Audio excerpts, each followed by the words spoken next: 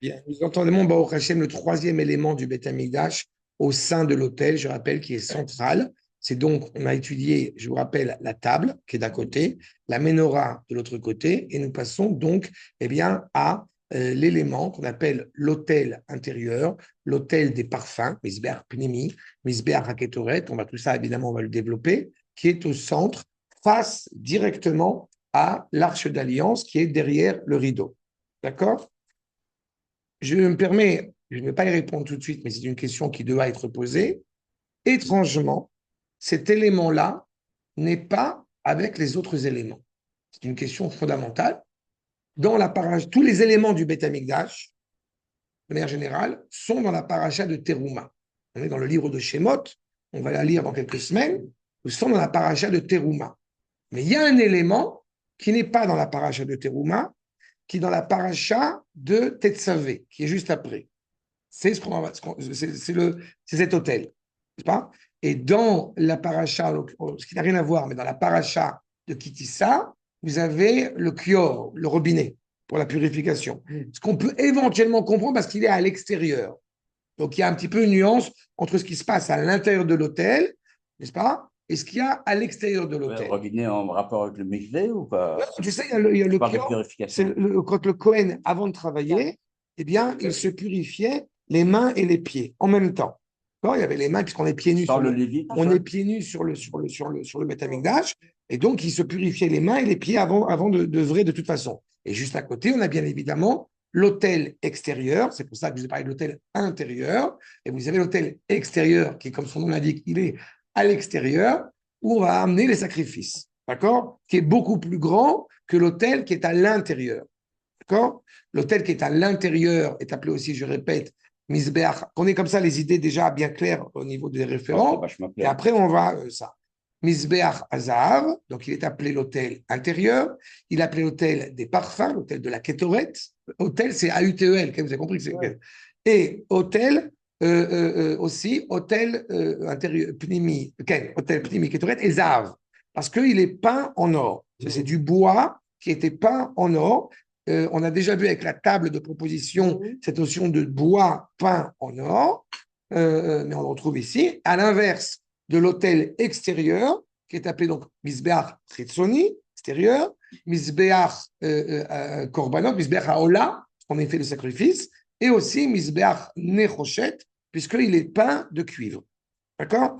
Et il est, je répète, bien plus grand que l'hôtel intérieur. Peint ou recouvert de feuilles d'or? C'est pas en or, mais c'est pas en or. On recouvre Ouais. Non, je crois que c'est pas en or. Je crois que c'est pas en or, mais je ne saurais pas te dire exactement. J'ai entendu ça. C'est Metsupe Zab, donc c'est un tsipouille, sinon c'est recouvert. En, tout... en tous les cas, donc on a déjà cet élément-là. Et je répète, évidemment, la question qui doit s'imposer, pourquoi un élément aussi important est mis de côté? Bien. Et aussi, évidemment, ce que nous allons devoir développer, quel est son but, quel est son rôle.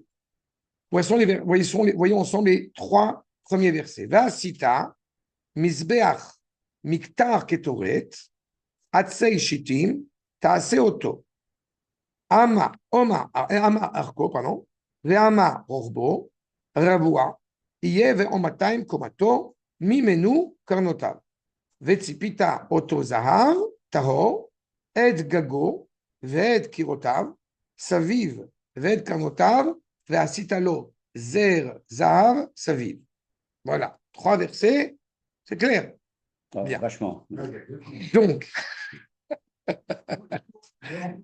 bien, Ve'asita, tu as fait, tu feras, Misbeach, donc cet hôtel, Miktar, okay, on va essayer de développer ce que c'est que Miktar, mais de manière générale, il y a de la fumée qui va sortir. C'est bien sûr. Donc, Miktar Ketoret, non seulement tu vas devoir brûler les 11 encens qui vont être sur cet endroit, et il va sortir de la fumée qui aura une odeur extrêmement bien odorante, d'où l'idée de l'hôtel des parfums. Et cet hôtel est donc fait de bois de chittim. Il me semble qu'on a l'habitude d'appeler cela acacia. Tassé auto. Pourquoi de l'acacia? On va voir plus tard. Mais tu le fais comme ça. Om ama orko, il a, donc on pourrait traduire littéralement, c'est une coudée, sa longueur, sa largeur, c'est un carré. Okay? Parce que, a priori, quand vous avez, là aussi, accrochez-vous, je vais dire une phrase très, très intelligente, quand vous avez un quadrilatère avec des côtés égaux de tous les côtés, ça s'appelle un carré. C'est bon, pas trop dur là. Non, C'est pas trop dur. non, c'est pas ça. Allez, Non, connais-toi. non, non. Ouais, le zone. D'accord? Un carré, Hein? Un carré, c'est un quadrilatère. quadrilatère. J'ai dit un quadrilatère. Non, le quadrilatère, c'est volume. Un quadrilatère. Le carré, c'est plat. Un carré, voilà un carré. Bon. Quoi? Quel côté Voilà, c'est voilà, bon. un carré, c'est ça. Voilà, d'accord. OK? Mais un quadrilatère, c'est 4. Quadrilatère. Ah, mais justement, quatre côtés. Après, ça peut être n'importe quoi. C'est pas forcément le carré, moi. C'est pas un cube, hein. C'est pas un cube, hein. Arrête donc. Là, là. Là, ça veut dire. Mais c'est d'abord, d'accord. C'est C'est un cube. Alors, laissez-la. c'est une figure à quatre côtés. C'est bon, on va. Je ne savais pas que sur là-dessus, on allait. Je n'avais pas prévu que sur ce point-là, on allait passer 3 heures. Ça, vraiment, Non, pas 3 heures, hein. Pas Non, 3 heures. Rien comme ça. non, c'est pas un cube. C'est pas un cube. Bon, d'accord. Quadrilatère. Un cube, c'est pas un quadrilatère. Non, d'accord. Un cube, c'est pas un quadrilatère. Non. Quadrilatère, un quadrilatère, Un pour le cube. peu que je m'en rappelle, c'est une figure. J'ai pas dit qu'est-ce que c'est. C'est pas vrai. Bon, c'est pas grave. Écoutez, Quadri, c'est pas grave, c'est pas grave. C'est Vous avez un octogone, une figure à 8 côtés, etc. Pas tous les différents. Orthogone. Eh bien, vous avez un quatogone. D'accord, un quatogone. Ça va, quatogone? On a compris. Bon, Voilà. du moment qu'on a la quadrature du cercle, Voilà. En tous les cas, vous avez donc un carré ici qui est indiqué. Et encore une fois, comme on dit, c'est un édifice, donc c'est une bâtisse, puisque justement, il est en longueur, en largeur, mais au matin comme ato. Par contre, il fait une double coudée au niveau de sa longueur. D'accord? Vous comprenez que par là, tu rapport désignes la hauteur. la hauteur, exactement. D'accord? Non, je Comme suis ato. la gestuelle. Large, oui, pardon. Oui, coma, c'est la hauteur. D'accord? Mimenu, carnota. Et il est animé aussi avec des coins, on pourrait des angles, mais qui sont élevés, un peu comme une couronne. D'accord? C'est très important parce que, je vais vous dire, là, je vous dis tout de suite, je ne vais pas m'étendre beaucoup parce que ça nous prendrait beaucoup de temps. Je ne vais pas m'étendre énormément sur les encens. Je vous dirai quelques éléments sur les encens qui paraissent importants, mais je ne vais pas m'étendre là-dessus beaucoup parce que vraiment, ça prendra du temps et je veux qu'on essaie d'avancer. Mais les encens sont très importants. Il faut savoir que ces encens sont brûlés donc sur cet autel. Les différents éléments, vous avez 11 éléments, et ils sont brûlés sur cet autel, et au moins une fois par an, eh bien, ils sont amenés dans le Kodesh HaKodashim. Ils sont amenés dans l'arche. La poudre. N'est-ce pas? La poudre fumée dans une pelle en or pour le coup. Elle est amenée là où il y a l'arche d'alliance, et c'est le jour de Yom Kippourim. D'accord? Toute la liturgie de Yom Kippourim, le travail essentiel, il y en a plusieurs, j'ai eu le loisir d'en parler abondamment dans d'autres cours, sur le bouc qu'on a balancé, il y a différents choses, mais il y a un élément essentiel, c'est la kétoret, c'est encore une fois cet élément qui est brûlé et qui est amené dans le Saint des Saints. Elle est conservée, oui, mais pas, non. Le jour du Yom Kippourim, elle est spéciale. Là, pourquoi elle est brûlée toute l'année? C'est uniquement pour qu'il y ait une bonne odeur qui resplendisse en dehors du Beth Amikdash. Non, non, non, non, non, non, non. Non, non. Je dis simplement que tous les jours, on brûle ça à chaque fois. Simplement, le jour du Yom Kippourim, la veille du Yom Kippourim, le jour du Yom Kippourim, eh bien, en le brûlant, on va l'amener en plus de ça au Kodesh HaKodashim. D'accord? Je retrouve ce terme qui point. Avant de faire le Oui, c'est l'inverse. C'est l'inverse. C'est pas on retrouve cela dans la prière de Mincha. C'est la prière de Mincha, elle est inspirée de cette notion. C'est Kétoret. Voilà. D'accord? Bien. Maintenant, qu'est-ce que c'est que Kétoret? On va expliquer, bien évidemment. le sens même du mot sémantique du mot Ketoret. Vetsipita otozav, donc tu l'as recouvert d'or, d'un or pur. Et gago, en fait, je me suis cassé la tête pour essayer de comprendre pourquoi est-ce que la Torah utilise ce terme de gag, qui signifie a priori toit, mais en fait, c'est sous-entendu ce qui est en haut. Oui, Parce qu'en le fait, dessus, le dessus. le dessus. Parce que le dessus, justement, est en renfoncement, n'est-ce pas? Au-dessus vont être disposés la kétoret. Ved kirotab, donc les murs qui l'entourent, savim, ved karnotab, ve asitalo zerzaïb. Et tu as, eh bien, une couronne, comme on avait déjà vu avec la table notamment, et aussi l'arche d'alliance, il y a une couronne autour d'eux, autour de ces éléments-là.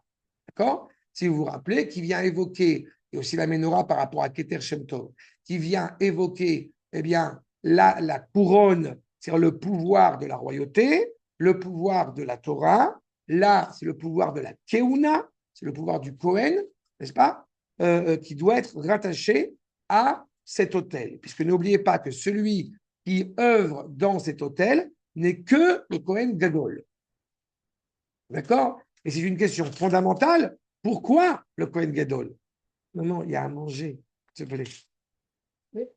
Non, non, mais c'est. Oui. Pourquoi c'est rattaché au Kohen Gadol? Il faudra qu'on essaye aussi de développer cela. D'accord? Mais ce qui est important d'abord, et je pense essentiel, pourquoi cette paracha, enfin cet épisode-là, ce récit, est en dehors. En fait, il faut comprendre quel est le rôle du Misbar pour essayer de le comprendre. Voyons d'abord un maître italien, n'est-ce pas, du XIIe siècle, Rav Sforno, bien connu, accord numéro 2. L'eau, iskir ze amisbeach, im sharakelim parashat teruma. Vous voyez que des gens un peu plus intelligents que moi ont déjà soulevé la question il y a quelques milliers d'années. Cette paracha, on y insiste, on en témoigne, elle n'est pas avec les autres éléments du Mishkan et donc du Beth Amikdash. Pourquoi? Parce que lo haïta kavana bo, la shrin a el idbarar betochenu. En fait, pourquoi est-ce que dans la paracha de Teruma, nous avons un certain nombre d'éléments, on a dit la table, l'arche d'alliance, la menorah, parce qu'ils ont un objectif commun, à savoir accomplir ce qui est dit, va soulimigdash veshachanti betocham. Vous allez me faire un sanctuaire, on dit en français, et je vais résider parmi eux. Donc, ils ont un rôle bien défini. Quand on a parlé de la menorah, quand on a parlé de la table, et quand on aura, Bezrat Hashem, le temps de parler par la suite de l'arche d'alliance, l'objectif, c'est la présence d'Akadosh Baruch Hu parmi nous. Et pourtant, et en revanche, cet autel, ce n'est pas l'objectif premier.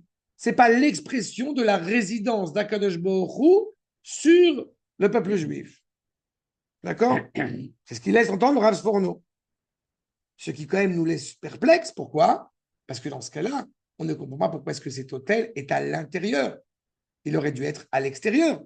Si ce n'est pas expression de la révélation d'Akadosh Baruch Hu, encore une fois, au cœur.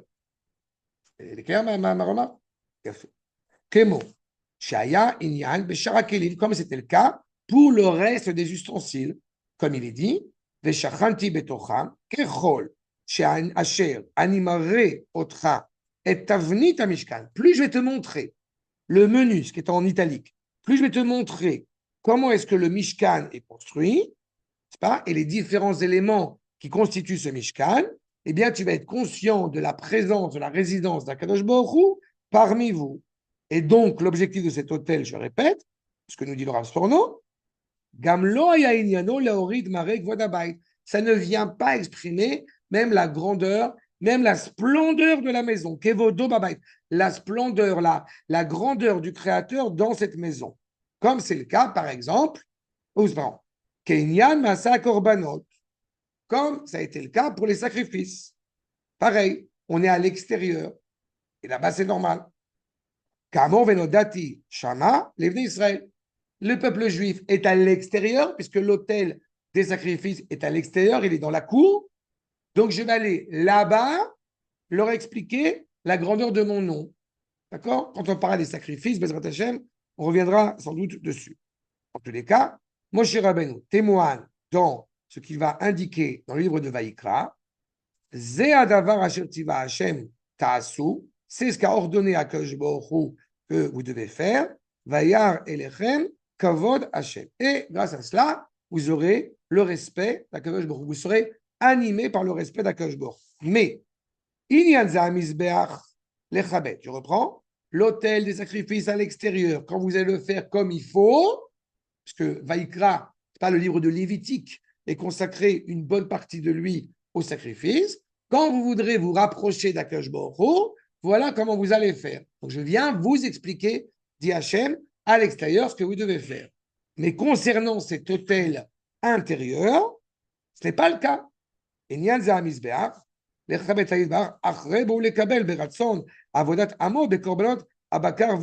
poursuit ce qu'il a dit, que je vous ai dit rapidement en français, n'est-ce pas? C'est-à-dire que là-bas, on comprend, c'est pour honorer Akadosh Baruch Hu, t'as amené les bovins, t'as amené les ovins, t'as amené les libations, t'as amené le blé, etc., etc. V, les shacher panav, B, minchat ketoret, al derchabal Hashem, kevot shemo, seu mincha, ou baou les fanav. Qu'est-ce qui va se passer avec ce qu'on appelle sur le misbeach extérieur? Vous avez ta foire, vous avez un foyer, un feu. Pas? Il faut brûler les encens. Donc, nous allons prendre de l'extérieur le feu qui existe, nous allons l'amener à l'intérieur et nous allons brûler les encens là-bas. D'accord? Donc, on comprend a priori que quand il s'agit des sacrifices extérieurs. Là, on est déjà avec des encens choisis. Oui. C'est plus tous les encens. Non, il y a 11 encens. On a fait un tri là déjà. Il y a 11 encens. Il n'y a pas autre chose. De manière extrêmement pointilleuse, selon la tradition rabbinique. D'accord? Tradition des exégèses traditionnels. On a 11 encens. D'accord? Vous voulez que je vous chauffe un petit peu déjà pour commencer? Vous les connaissez, les rouges? Oui, on les connaît. Tu les dis tous les matins, ils sont cités. Ils sont cités, etc. Le kinamon, il y a plein de gens. Les koudjirov, il y en a qu'on ne connaît pas du tout. Maintenant, vous avez 11 encens. C'est intéressant ce chiffre de 11 encens. Pourquoi c'est très intéressant? Parce que c'est Vav plus Hei. C'est pas? Vav plus Hei, 6 plus 5, même chez moi, ça fait 11. Mais pourquoi Vav Hei? Tout simplement parce que vous avez le nom d'Akadosh Baruch Hu qui s'appelle Yudke Vavke. Et que les deux dernières lettres, c'est Vav et Hei. D'accord?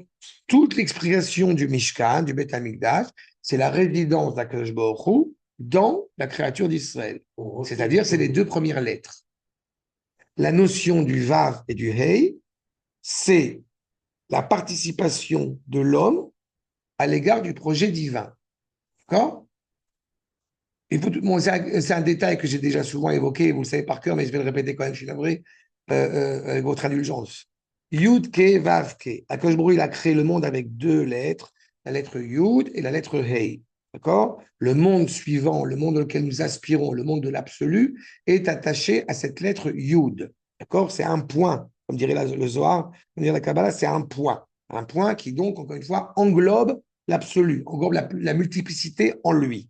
De ce point-là d'avoir créé le monde, il y a un particularisme en créant ce monde-ci. C'est pour cela que Gematria de Yud, c'est 10. On se sépare de ce 10, on propage ce 10 qui devient un Hei, qui devient donc 5.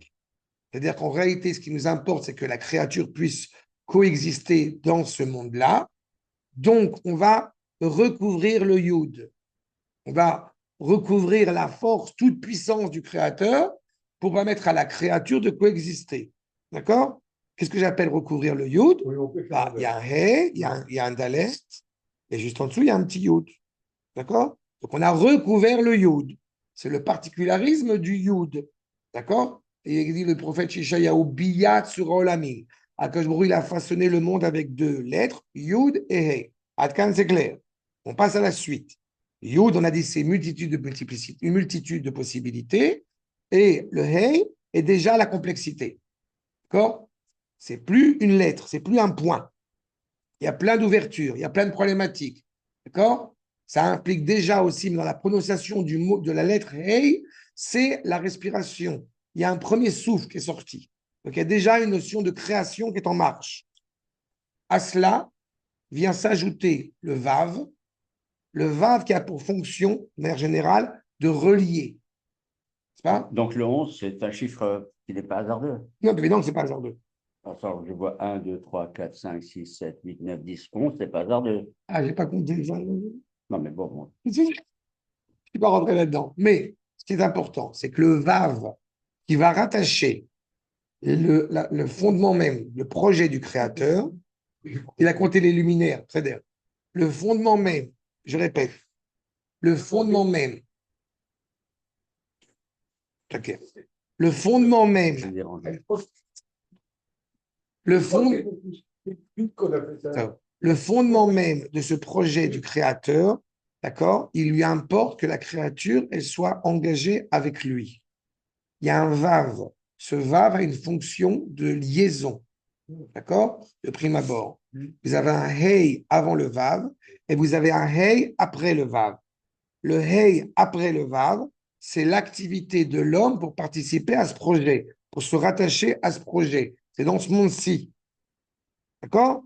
Évidemment, vous vous rendez bien compte qu'il faudrait faire un cours de 3 heures et que je vous ai réduit ça en 2 minutes. Mais qu'on comprenne bien la problématique. Maintenant, sur cela, la chute est toujours possible. L'erreur est toujours possible. Demander à la créature, attendre de la créature qu'elle participe à ce projet, ça veut dire qu'elle peut aussi trébucher. En l'hébreu traditionnel, que représente le vav? Ce qu'on appelle traditionnellement le vav conversif. D'accord? C'est français ce que je vous dis là. Le vav conversif, c'est pas le vav conversif, c'est la notion du temps. En hébreu, un passé peut devenir un futur peut devenir un passé. D'accord? C'est le vav. C'est le vav qui définit cela. Vous avez, et ce fut les jours des juges, ou les juges des jugements, parmi les juges, Vaï beyemei shfot hashoftim, Megilat-Ruth. Vaï beyemei Achashverosh, et ce fut au temps de Achashverosh, etc. Vaï beyom hashmini, vaïhi.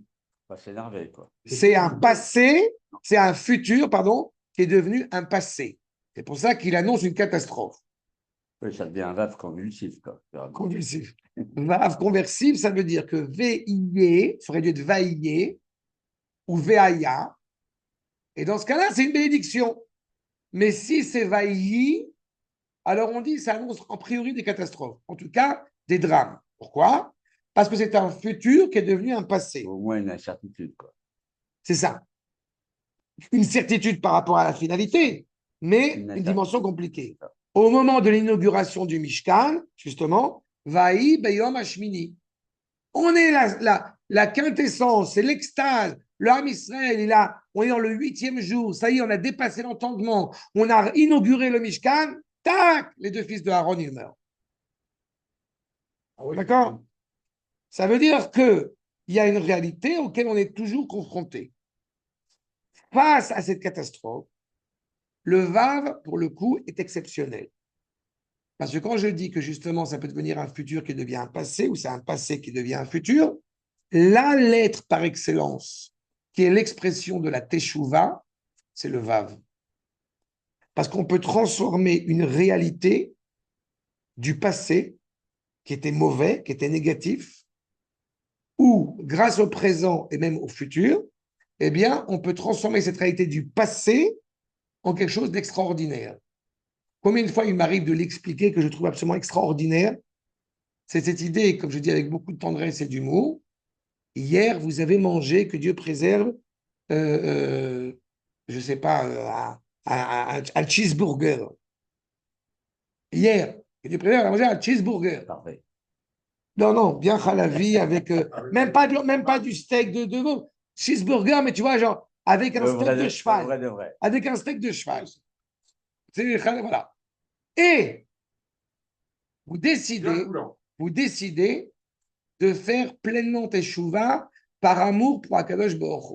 Ouais. Eh bien, qu'est-ce qui se passe? Il y aura ta mère. Ce que vous avez mangé hier, c'est plus un cheeseburger, c'est du chulent. C'est une dafina. C'est une dafina. Une dafina. D'accord? C'est un chaud lent. T'as pas oublié? Ce que tu as mangé hier, qui était a priori, Pendant 24 heures, tu fais quoi? tu ne connais pas? Dafina. C'est, il a dit, Cholant. mais c'est très bon. Mais c'est très bon. Mais c'est très bon. Moi, je mange plein de choses. Qu'est-ce que tu crois? Bon. Vraiment, ce que je veux vous dire, moi, j'aime tout. Tout ce qui est bon, je mange. D'accord? Moi, j'appartiens Moi aussi. à toutes les communautés d'Israël tant que c'est Moi bon. aussi. D'accord? Une fois, j'ai la femme, une fois, j'ai la femme d'un rave. Moi, j'ai la femme d'un rave qui m'a ramené. Une fois, j'ai ramené la. Non, pas. Une fois, la femme d'un rave, elle m'a rapporté comment ça? C'est extraordinaire. La tapina. Non, non, non, non. Assiette. De nos frères tunisiens, comment ça s'appelle? Bien. Non, La la pkaïla. La pkaïla. D'accord? Pas la païla, la pkaïla. C'est là, avec les épinards, les oiseaux. Mais voilà, bref, on s'en fout. Ce que je veux dire par là, c'est qu'une réalité que vous avez mangé dans le passé, quelque chose de problématique, c'est pas vous avez oublié. C'est cette réalité problématique motivée par l'amour de Kachbourg que vous avez maintenant et, encore une fois, vers le futur. Le futur est capable de transformer le passé en quelque chose de noble. C'est une conception qui est uniquement hébraïque. David, là, on peut faire toute la du monde, parce qu'on sait que c'est compliqué. Non, il aurait fallu. Hein? Il aurait fallu. Je réitère ce que je viens de dire. Oui, D'un point de vue objectif, pas maintenant, pas maintenant. d'un point de vue objectif, ce que tu dis, c'est vrai. Sauf que, à la réponse de ce que tu as dit maintenant, pour être réellement considéré comme étant devenu, je dirais magicalement, une mitzvah, c'est là que tu es motivé par un amour d'Akadosh Baruch Hu inconditionnel. Ça veut dire, on va le dire encore plus clair, qu'à chaque opportunité que tu peux, tu ne œuvres que dans l'amour que tu as pour Akadosh Baruch Hu et dans la Torah. D'accord? C'est une teshuva exceptionnelle. Ça veut dire que dans le cas où la teshuva elle est motivée uniquement parce que j'ai peur qu'il m'arrive quelque chose, ou etc., eh bien, dans ce cas-là, intérêt quelconque, alors elle est acceptée, que Dieu préserve, elle est pleinement acceptée. Mais ce que j'ai fait hier ne devient pas une mitzvah, c'est juste abrogé. Et comme on a la mitzvah de faire teshuva au moins un jour avant sa mort, d'abord on ne sait pas quand est-ce qu'on va mourir, et pourquoi un jour avant sa mort fait 5 minutes avant ta mort? Non, pour que tu aies l'opportunité de pouvoir faire quelque chose. Il ne suffit pas, entre guillemets, de passer de -1 à 0. On veut passer à +1. D'accord? Dans cette réalité-là, il est indubitable, j'ai toujours coutume de le dire avec beaucoup de tendresse, que pendant des années, j'avais le sentiment de vouloir uniquement compléter ce qui me manquait pour être normal. Et à un moment donné, je me suis rendu compte, ça va. Il y a des gens qui ne savent pas un quart de ce que je dis, donc je peux me permettre de ne pas me prendre à chaque fois dire, je suis en retard, il faut que j'avance. Non? Bon, après, par rapport à mon fils de 17 ans, de 18 ans, il n'a pas la même éducation non plus, mais l'opérité, elle est ce qu'elle est. Mais ce que je dis en parlant de cela, ça veut dire, pour reprendre la problématique, c'est que pourquoi il n'est pas mis en évidence avec les autres éléments, on a dit parce qu'a priori, il n'exprime pas la réalisation, la révélation d'Akash Baruch Hu en nous, comme c'est le cas des autres éléments. Aussi, on s'interroge, quel est son rôle? Regardez ce que nous dit source numéro 3, le Gaon de Vilna. C'est un voisin de chez nous. Loaya me'akev be'ashrat hashechina, rak eloayu les kaparat Israël. Quand il dit que ça ne vient pas entacher, attarder la présence d'Akash Baruch Hu, il faut avoir en tête quelque chose d'absolument impressionnant. Je m'explique. Vous n'avez pas d'autel pour faire les sacrifices, on ne fait pas de sacrifice. Vous n'avez pas d'autel pour faire les encens, eh ben, vous n'avez pas même l'arche d'alliance, on brûle les encens quand même. Il faut avoir en tête qu'au temps du premier Beth Amikdash, où nous avions l'arche, alors le Kohen, quand il venait à jour de Kippour pour déposer les encens auprès de l'arche, il y avait de la fumée qui sortait, etc. Eh bien, il y avait une expression qui était claire. Mais à l'époque du deuxième Beth Amikdash, on n'a plus l'arche. Et pourtant, le jour de Yom Kippourim, le Kohen Gadol vient déposer les encens à même le sol, sur la pierre. Alors qu'on n'a plus d'arche. Autant la problématique de l'arche ou de la menorah des corbanotes sont empêchées si on n'a pas ça, autant ça ne va pas empêcher. Parce que les encens ont une telle valeur essentielle. Pourquoi? Mais pourquoi? J'allais dire pourquoi. Ouais. Kadosh Baruch aime l'odeur des. Une seconde. D'abord, Akash Baruch il aime pas, on va être prudent. On va être prudent sur ces termes, sur ces anthropomorphismes. Il se révèle d'une certaine manière, mais c'est quoi qu'il aime? J'ai encore rien dit. On avance, là. Non, parce qu'on ne peut pas monter dessus. C'est le problème. Ah oui. Exactement. Dans la problématique où non, c'est pas vrai ce que j'ai dit. Si la majorité du peuple est intéressée à ce que nous retrouvions, que nous renouvelions maintenant, c'est pas ce qu'on faisait, c'est ce qu'on fera. Mais si on est intéressé à renouveler clairement cela au nom de l'entité, alors il est tout à fait envisageable de commencer à renouveler les encens, même dans cette situation-là. D'accord? Le Rav Elisha, il a, qui est le Rav de Beth Abichra, qui est le Rosh Yeshiva de la Yeshiva du Mikdash.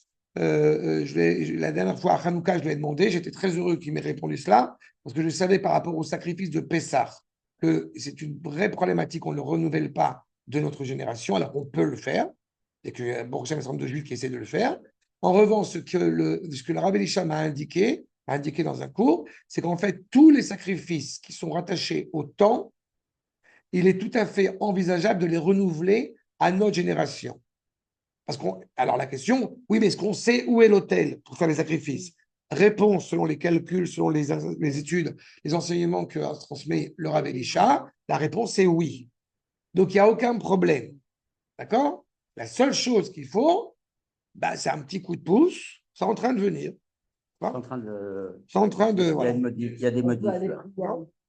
Mais on n'a pas retrouvé. Ouais, d'accord? Essaye. Le Rav Goren, même depuis la carte du Rav Goren, à le Rav Dov Lior, il y a beaucoup, je crois, avancé par rapport à ça. Exactement.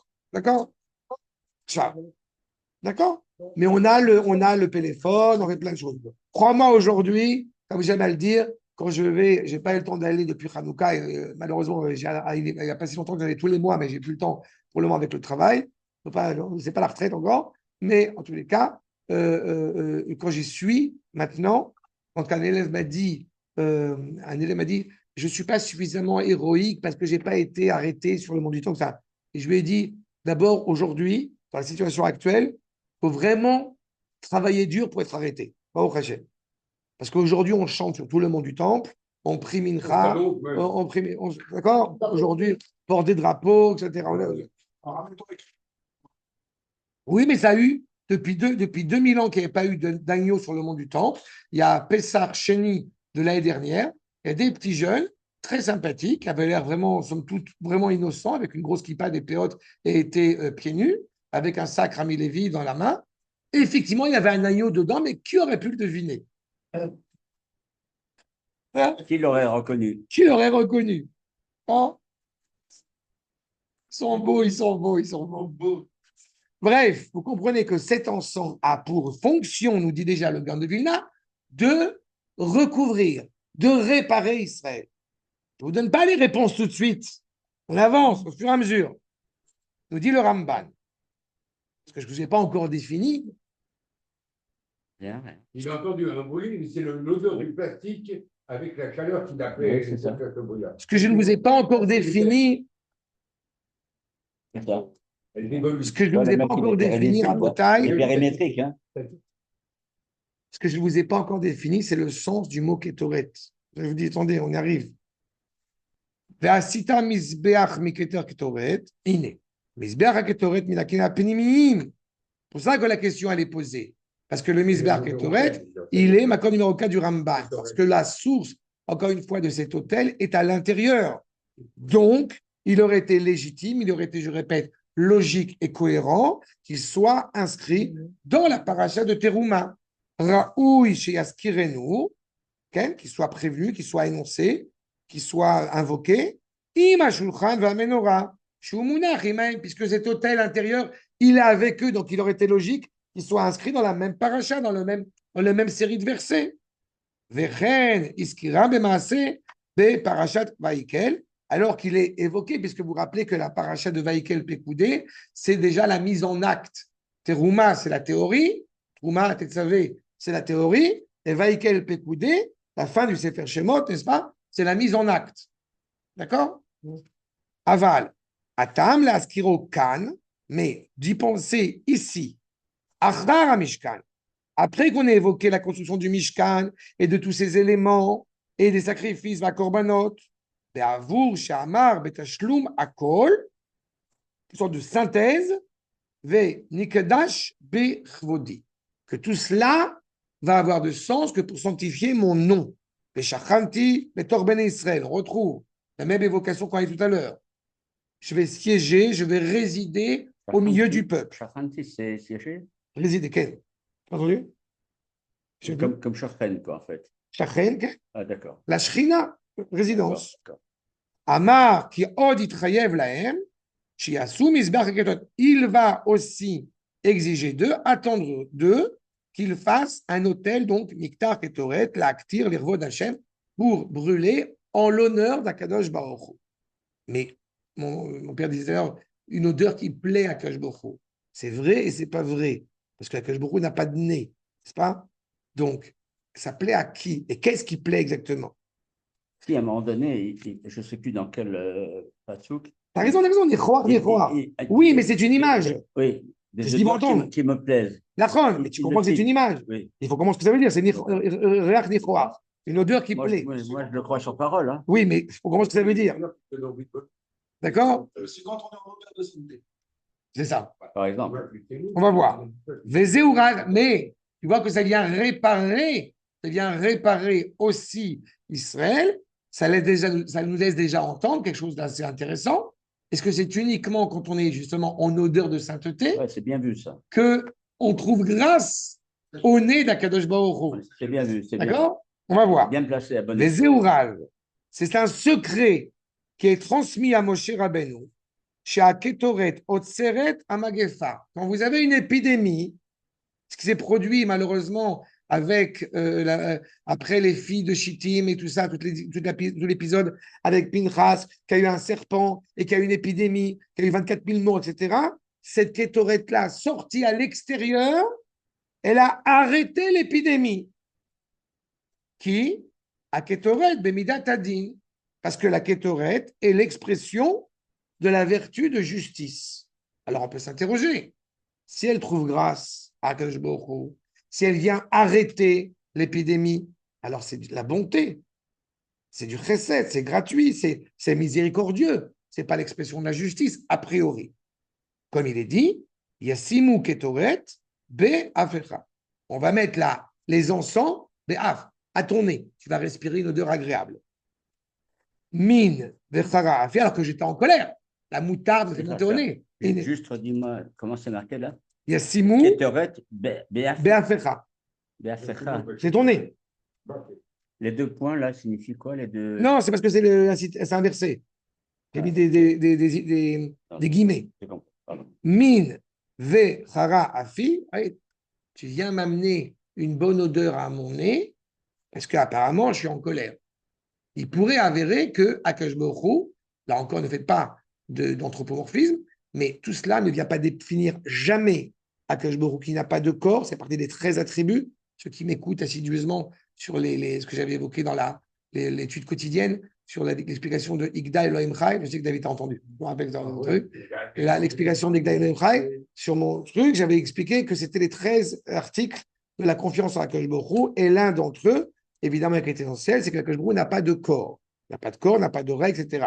Donc, toute expression humaine d'Akadosh Baruch Hu à notre égard est simplement pour nous exprimer la manière dont l'homme peut percevoir cela, en étant conscient qu'Akadosh Baruch Hu est au-dessus de cela. Mais chaque élément, le nez, le bras, la jambe, les tefilines d'Akadosh Baruch Hu, le talit d'Akadosh Baruch Hu, tout cela sont des heures et des heures, encore une fois, d'apprentissage pour essayer de comprendre ce qu'il en est. Ce qui est indubitable, c'est que, je le dis de manière très réduite, il y a une sorte d'expression de colère de la part d'Akadosh Baruch Hu, dans la mesure où nous ne sommes pas suffisamment fidèles à ce que nous devons être. Oui, en plus, c'est ça. Mais donc, dans ce moment de tension, de colère, où on n'est pas comme on devrait être, on pourrait peut-être s'attendre à ce que Akadosh Baruch Hu, eh bien, nous réduise, que Dieu ne plaise, à néant. D'accord? Quoi, minima. Comme minimum. C'est Quoi, pareil. minima. C'est-à-dire, Ah non, non, réduire, non, non. Ça veut Je carrément vous, je dire, vous détruis. Vehu Amar, pas- et c'est ce qu'il est dit, Amar Beketoret Zara, ce qui est dit encore une fois dans un encens qui serait étranger, Ve'al Pene Kolaam Achabet, encore une fois, face à tout encens étranger qui aurait a priori une bonne odeur, ce n'est pas comparable à l'encens que vous allez pratiquer. Que vous reconnaissiez la grandeur d'Akash Baruch Hu, l'honneur qui est rendu à Akash Baruch Hu, chez Idou Kevodi, qui loïsa l'épichem, veizaru birvodi. Comme vous êtes conscient de ce qui plaît à Akash Baruch Hu, de ce qui est une odeur agréable à Akash Baruch Hu, eh bien, vous serez prudent à l'égard de vos fautes. D'accord? Je vous dis, là où je vais oralement 2 secondes pour qu'on comprenne c'est quoi le fond. Quand nous parlons des 11 éléments de la Kétoret, il faut toujours avoir en tête, au moins je vais rappeler ça, parce que même si je ne vais pas rappeler tous les éléments, mais ça c'est essentiel. Vous avez ce qu'on appelle la Chelbena. La Chelbena, c'est un élément des encens qui sent très mauvais.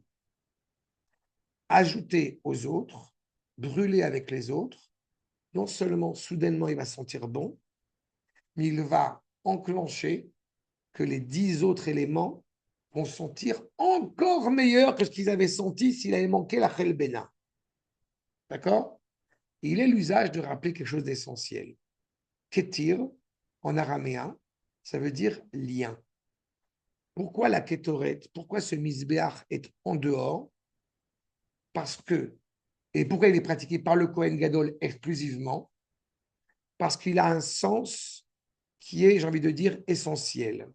Et je me permets de vous rappeler pourquoi il apparaît dans la paracha de Tetzavé dès maintenant. Le peuple juif a fauté, en tout cas a été encouragé à fauter.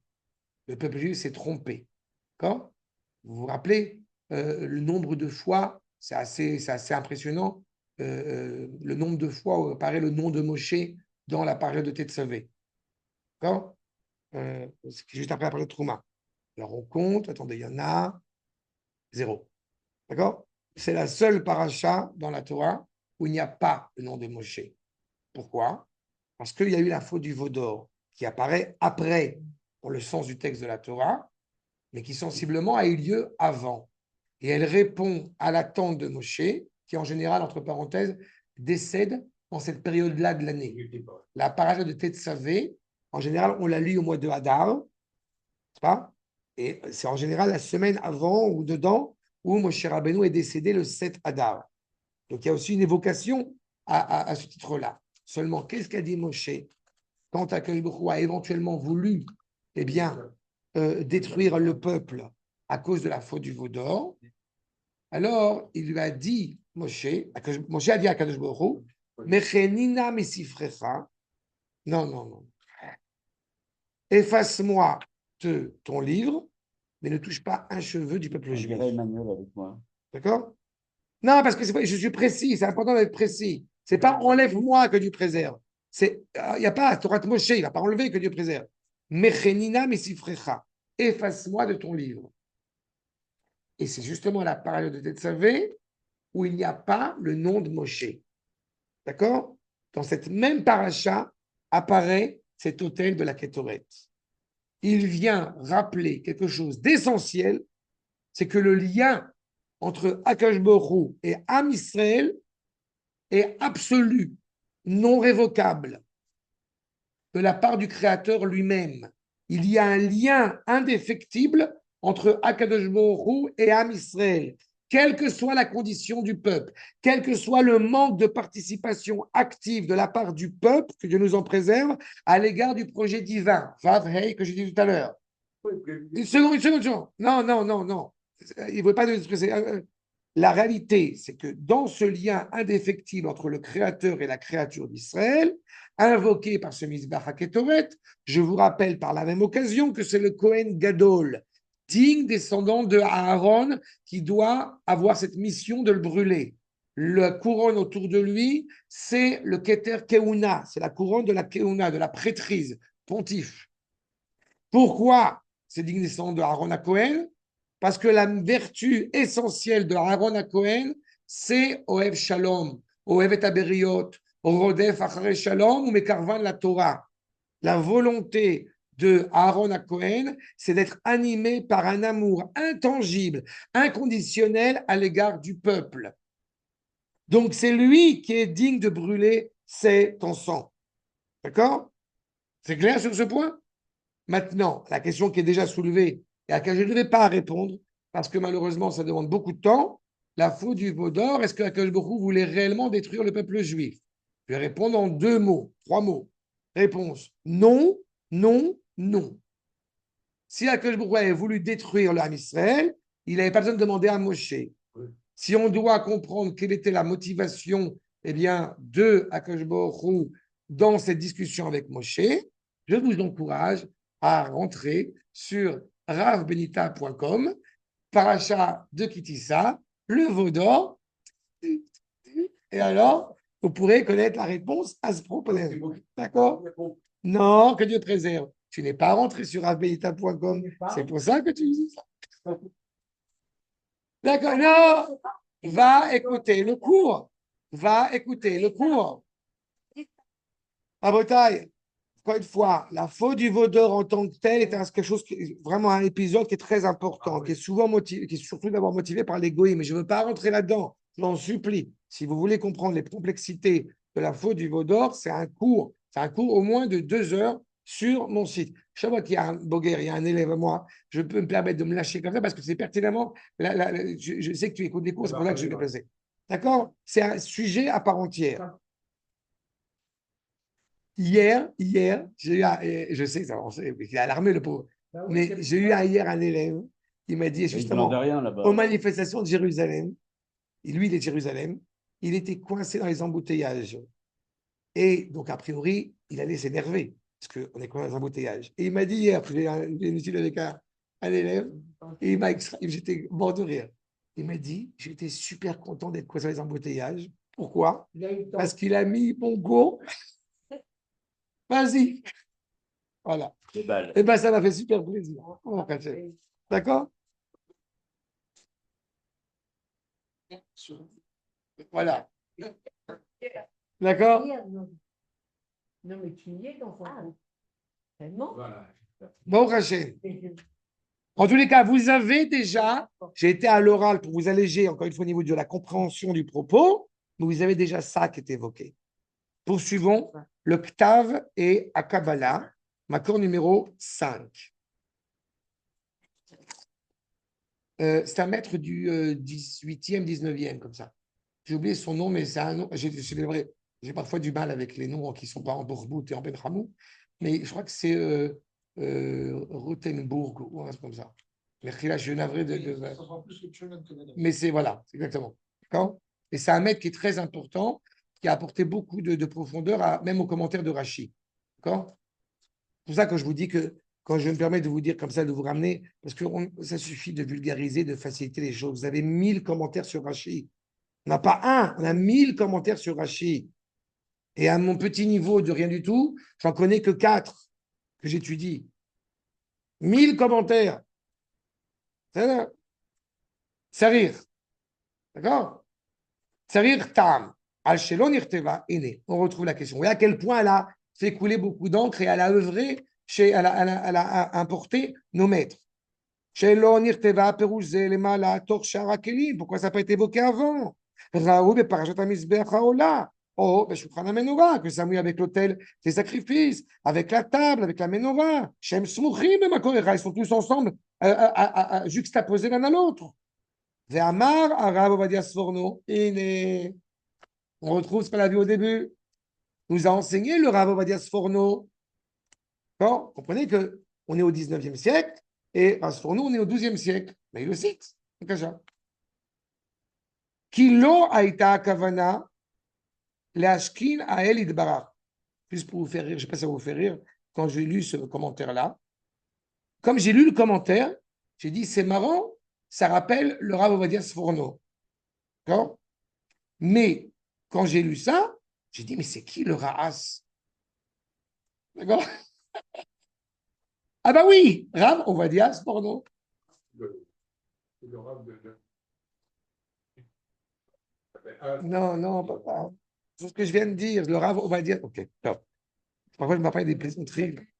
Le Rav Ovadia Sforno, c'est ce qu'on vient de voir.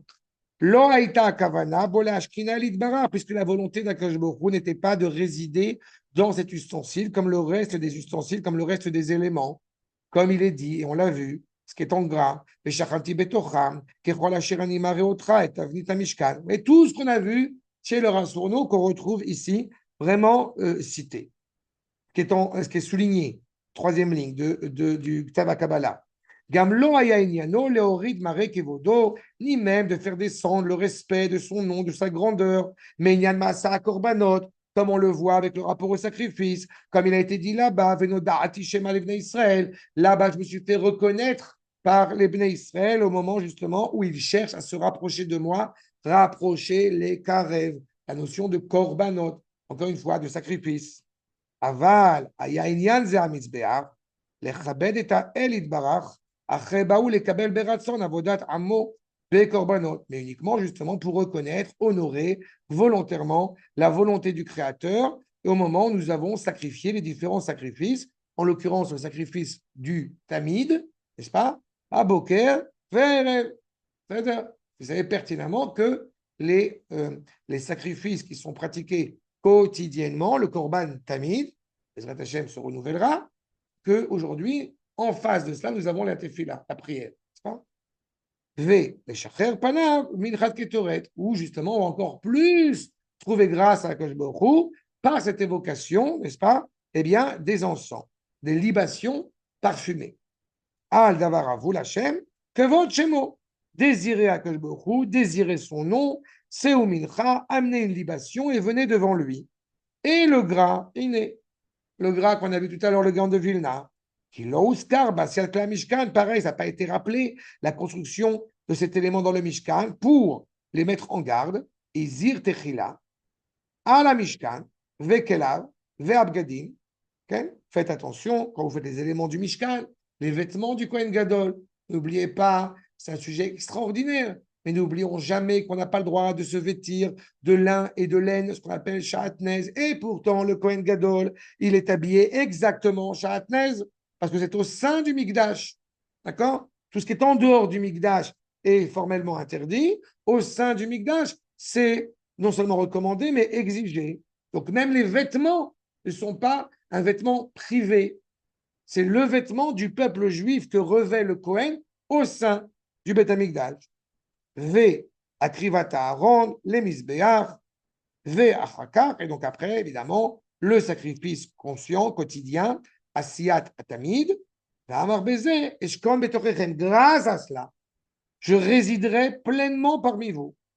Et après, V. Achakar, Iskir Asiyat Misbeach HaKetoret, et après cela, il a évoqué le Misbeach de l'autel, de l'autel parfumé, Misbeach de l'autel. L'hôtel des parfums. 4 étoiles. Exactement. V. On peut dire V. Kesef Akipurim.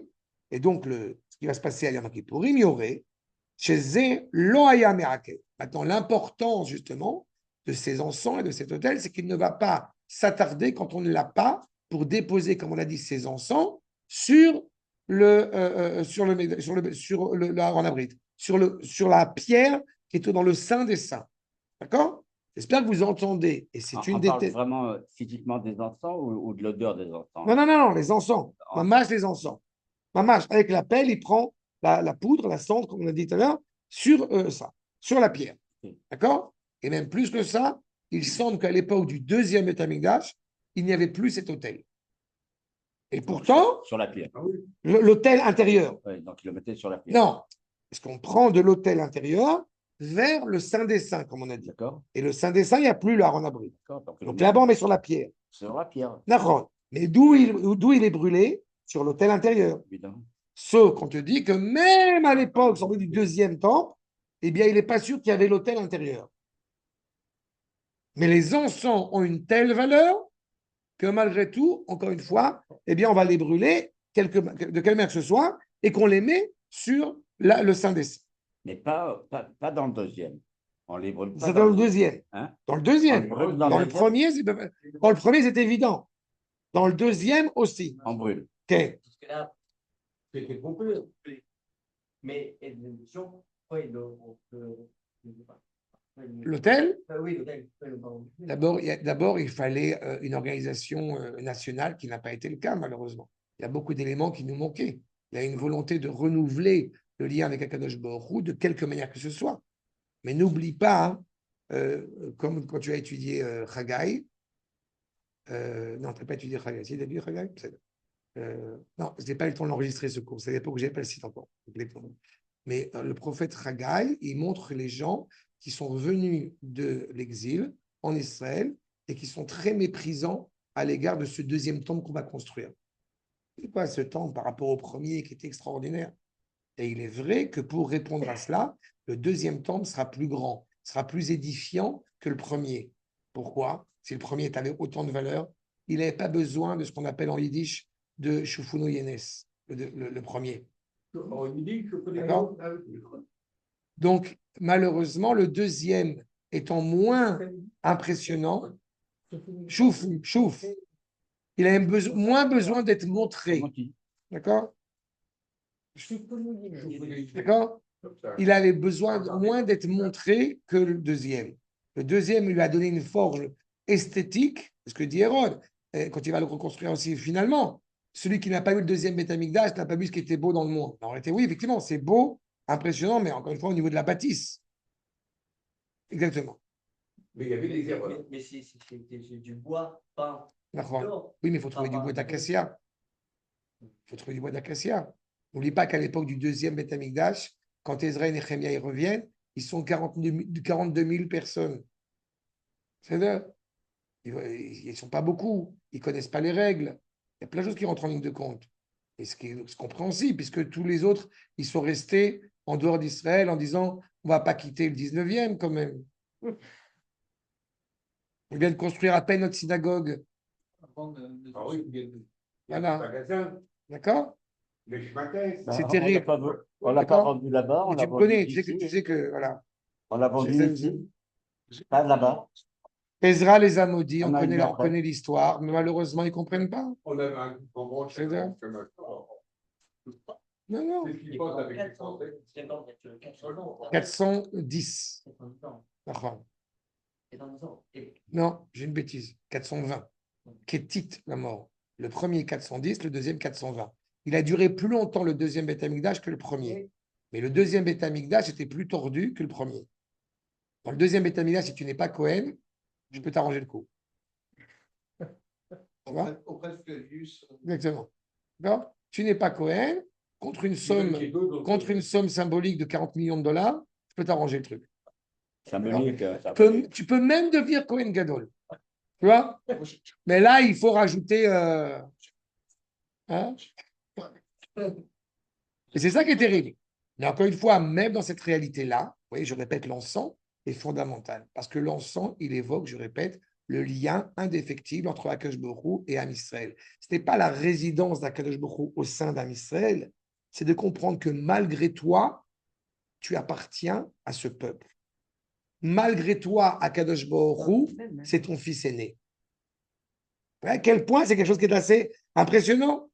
Tu ne peux pas.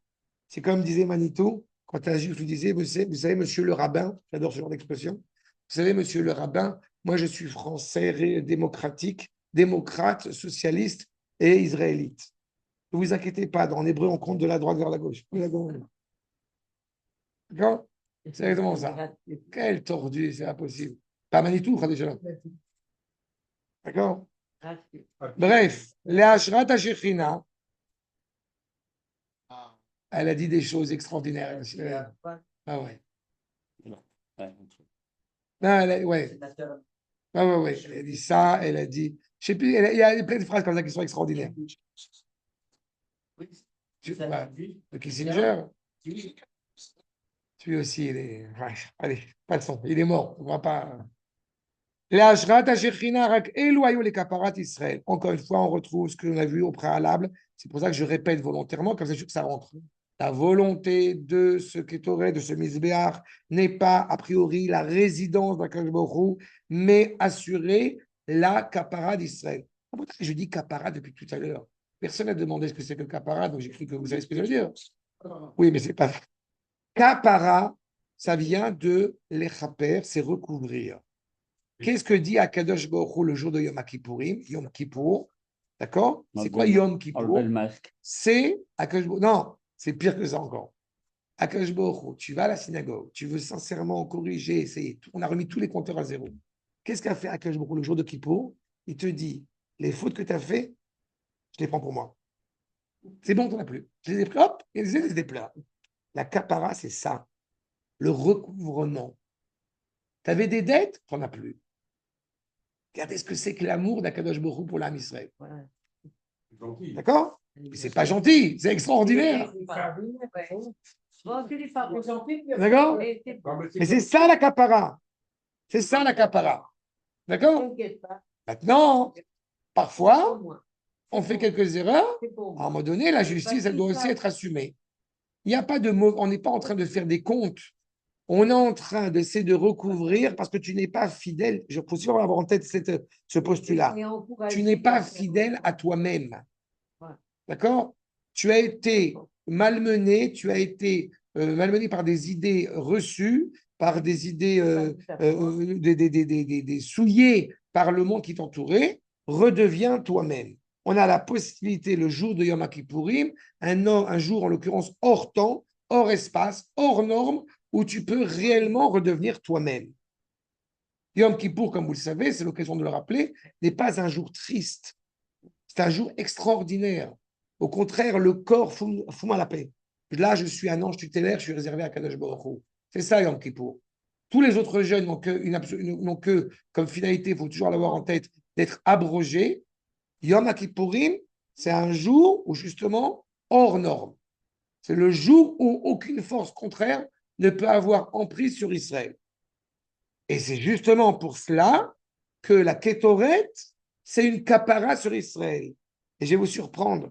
Quel jour y a-t-il qui est supérieur à Yom Kippourim? Vous savez? Shabbat. Quel jour est supérieur à Shabbat? Pessah. Pourquoi? Parce que Pessah, c'est Shabbat en lui-même. Mi-machrat à Shabbat. Lendemain de Shabbat, lendemain de Pessah, on commence à compter les jours qui nous rapprochent de la choupa, du mariage. On est ému. Il y a la Sfirat HaOmer. On va rencontrer. La Kala, elle va rencontrer le Khatan. Et la Ktuba, c'est la Torah. Ça, c'est Pessah. Mi-machrat à Shabbat. Mais le Shabbat en tant que tel est la lettre d'alliance entre nous et le Créateur. N'est-ce pas? Donc il faut avoir ça en tête à chaque fois. Justement, c'est un petit Shabbat. Non, Shabbaton, c'est petit Shabbat. C'est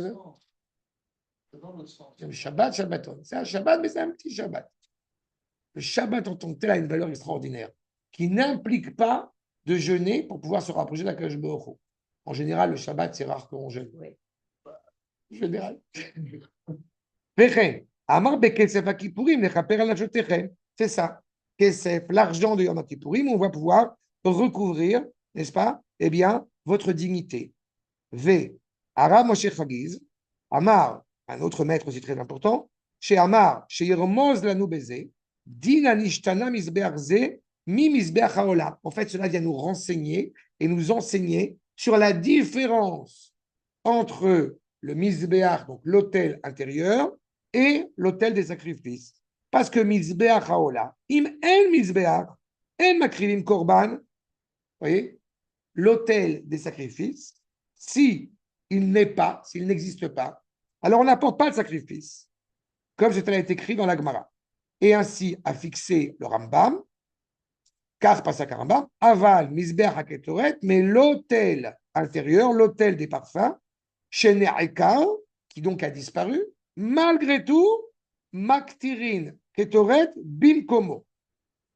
Je reprends. Je disais tout à l'heure, on brûle la Ketoret. Où est-ce qu'on la brûle? Là où il y a le Misbéach. Là où il y a l'autel intérieur. D'accord? Seulement, il n'y a plus d'autel intérieur. C'est pas grave. Là où il y avait l'autel, tu vois là, il y avait un bibelot. Là, François Pignon, il y avait un bibelot. Hein. Là où il y avait l'autel, là-bas tu brûles. D'accord? Et une fois que tu as brûlé là, hop, tu rentres à Yom Kippourim dans le Saint des Saints. Et là-bas non plus, il n'y a plus d'arche d'alliance. Mais il y a un plus gros bibelot. C'est ça. Maktirin Ketoret, Bimkomo, She'en HaMizbeach Me'akev. Ça ne va pas retarder l'idée de brûler ses encens, de par la responsabilité, de par la valeur, encore une fois, du lien qui rattache Akadosh Baruch Hu à Israël, à cet endroit-là, à ce moment-là.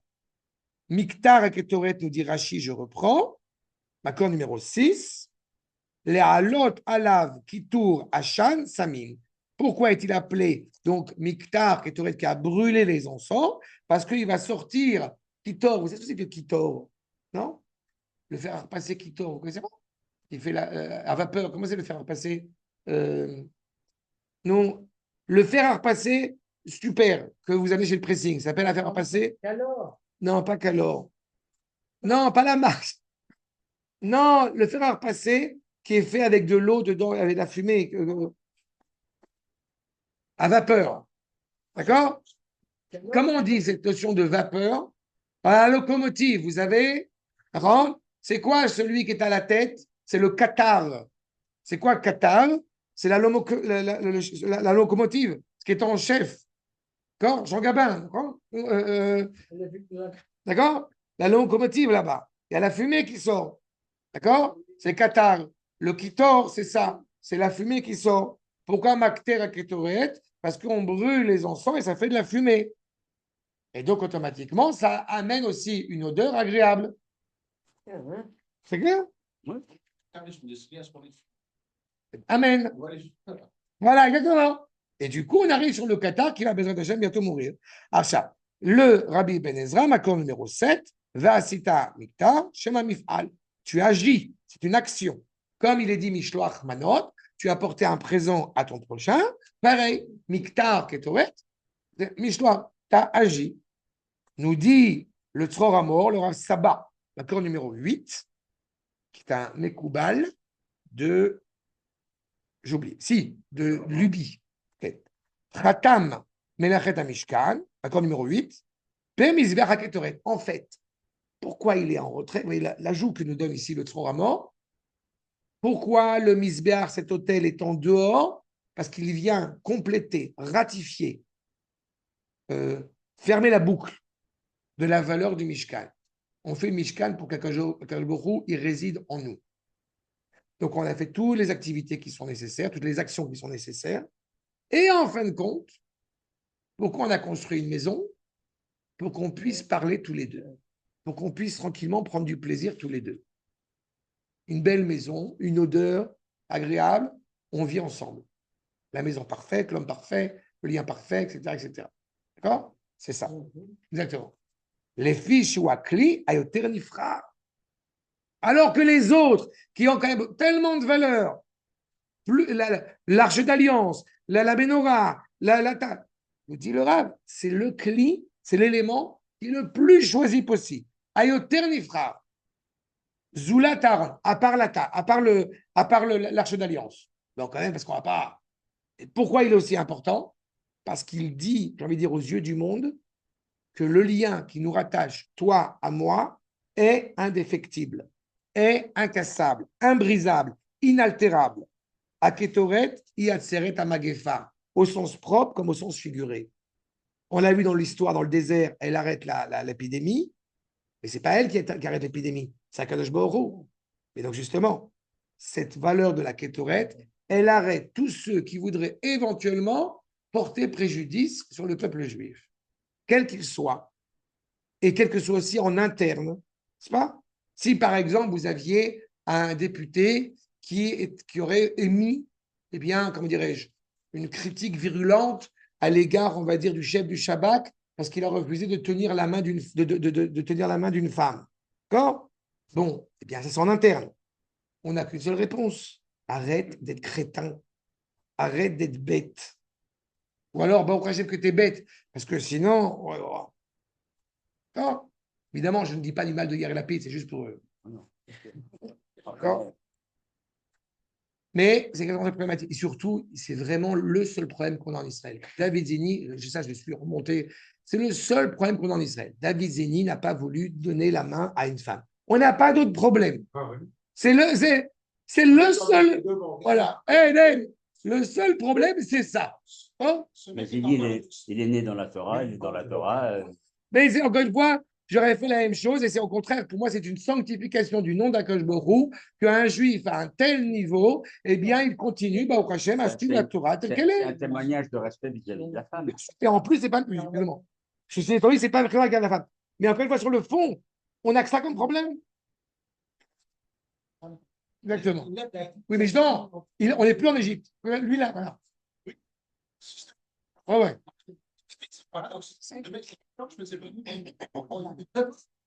Rabotai, encore une fois, vous comprenez à quel point, même sur des énergumènes, Oui, mais il sort tous les jours.